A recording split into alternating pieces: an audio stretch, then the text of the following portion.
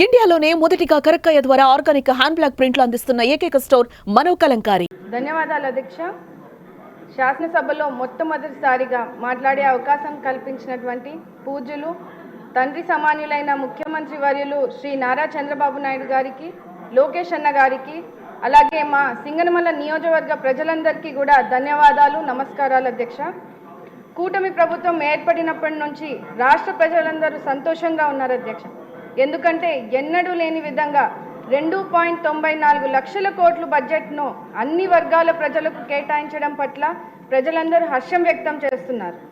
మన ముఖ్యమంత్రి వర్యులు నారా చంద్రబాబు నాయుడు గారు అంటే ఆంధ్ర రాష్ట్ర ప్రజలకు ఒక నమ్మకము, ఒక ధైర్యం అధ్యక్ష.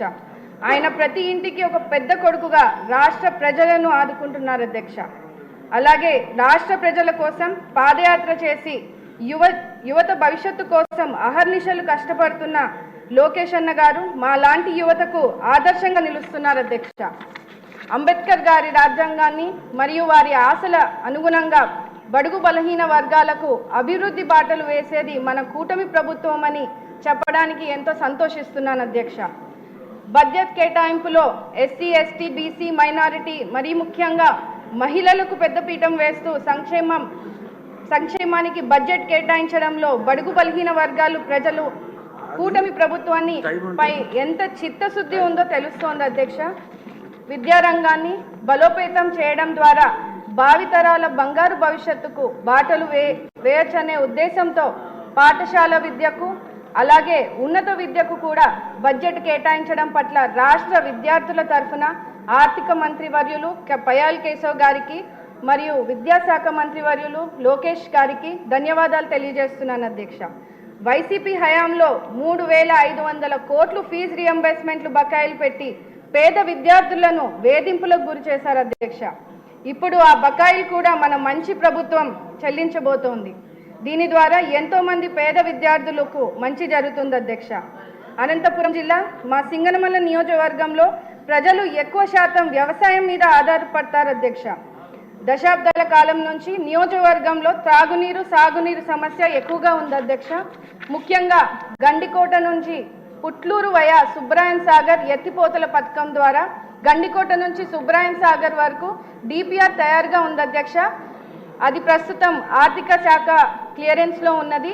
ఈ పథకం వలన దాదాపు 35,000 ఎకరాలకు సాగు చేసుకునే అవకాశం ఉంటుంది అధ్యక్ష. మా సింగనమల నియోజకవర్గంలో పుట్లూరు, ఎల్లనూరు మండలంలో గ్రామాలకు తాగునీరు సమస్య తీరుతుంది అధ్యక్ష. అలాగే అనేక వాటర్ స్కీమ్స్ ఉన్నప్పటికీ కూడా మా నియోజకవర్గంలో కనీసం తాగడానికి కూడా నీళ్లు లేని పరిస్థితిని ప్రజలు ఇబ్బంది పడుతున్నారు అధ్యక్ష. తగు మౌలిక సదుపాయాల కోసం అదనపు బడ్జెట్ని కేటాయించవలసిందిగా కోరుతూ, అదేవిధంగా మా నియోజకవర్గంలో సింగనమల మండలం రాచేపల్లి పంచాయతీలో లిడ్ క్యాప్కి సంబంధించినటువంటి లెదర్ ఫ్యాక్టరీ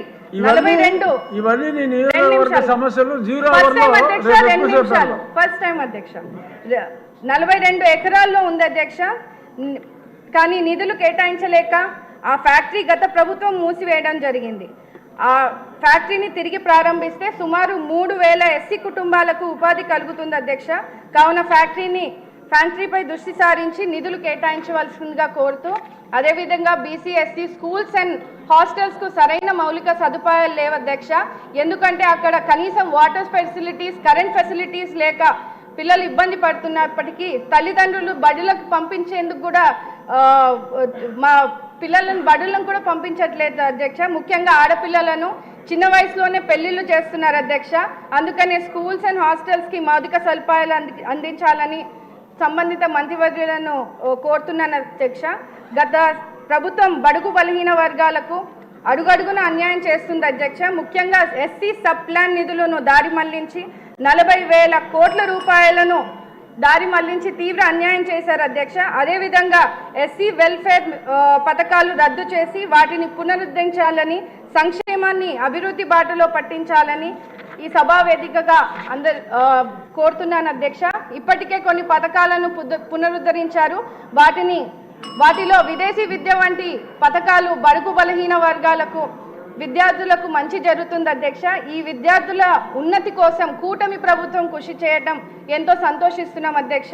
అదేవిధంగా బడుగు బలహీన వర్గాల సంక్షేమం కోసం బడ్జెట్లో అధిక ప్రాధాన్యత ఇస్తూ ఆర్థికంగా, సామాజికంగా, విద్యా, వైద్య రంగాల్లో చేయూతనిచ్చే విధంగా ఎస్సీ వెల్ఫేర్ నిధులు కేటాయించడాన్ని ఆనందిస్తున్నాం అధ్యక్ష. ఎన్ని అవాంతరాలు ఎదురైనా వెనుతిరగకుండా ముందుకు సాగుతున్నటువంటి లక్ష్యంగా బడ్జెట్ను రూపొందించారు. మా పరిస్థితులను అర్థం చేసుకొని మా జిల్లా మంత్రి వర్యులు పయ్యావుల కేశవ్ గారు మా వెనుకబడిన నియోజకవర్గంపై కొంచెం దృష్టి సారించి అదనపు నిధులు కేటాయించవలసిందిగా కోరుతూ ఆంధ్రప్రదేశ్ను పునర్నిర్మించి మళ్లీ ఇండియాలోనే #1 రాష్ట్రంగా నిలిపే లక్ష్యంలో కృషి చేస్తున్నటువంటి మన ముఖ్యమంత్రి వర్యులు నారా చంద్రబాబు నాయుడు గారికి, డిప్యూటీ సీఎం పవన్ కళ్యాణ్ గారికి, ప్రధానమంత్రి నరేంద్ర మోడీ గారికి మనస్ఫూర్తిగా కృతజ్ఞతలు తెలియజేస్తున్నాను. నాకు ఈ అవకాశం ఇచ్చినటువంటి ఆనరబుల్ డిప్యూటీ స్పీకర్ గారికి ధన్యవాదాలు అధ్యక్ష. జై భీమ్. సుమన్ టీవీలో మీ పర్సనల్ అండ్ బిజినెస్ ప్రమోషన్స్ కోసం కింది నెంబర్కి కాంటాక్ట్ చేయండి.